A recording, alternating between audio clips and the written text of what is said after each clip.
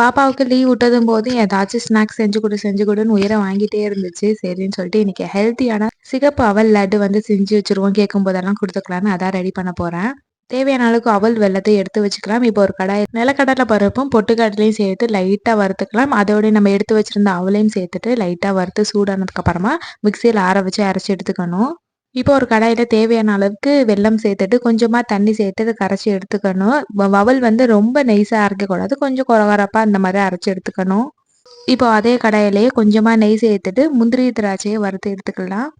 வறுத்தெடுத்த அதே நெய்யிலேயே நம்ம கரைச்சி வச்சிருந்த வெல்லத்தை ஃபில்டர் பண்ணி சேர்த்துக்கலாம். லைட்டாக கொதி வர்றப்பயே நம்ம துருவி வச்சிருக்க தேங்காயும் சேர்த்துட்டு ஒரு கிளறிக்கலாம். இப்போ பொடி பண்ணி வச்சிருக்க அவளையும் சேர்த்துட்டு நல்லா கலந்துக்கணும். நல்லா இந்த மாதிரி அந்த வெள்ளை பாகனா நல்லா மிக்ஸ் ஆகி இந்த மாதிரி வந்திருக்கும். இப்போ நம்ம ஃபைனலாக வறுத்து வச்சிருந்த முந்திரி ஏலக்காய் தூள் போட்டுட்டு உருண்டை பிடிச்சிக்கலாம். செம்ம ஹெல்த்தியான நல்ல ஒரு ஸ்வீட் ரெசிபி.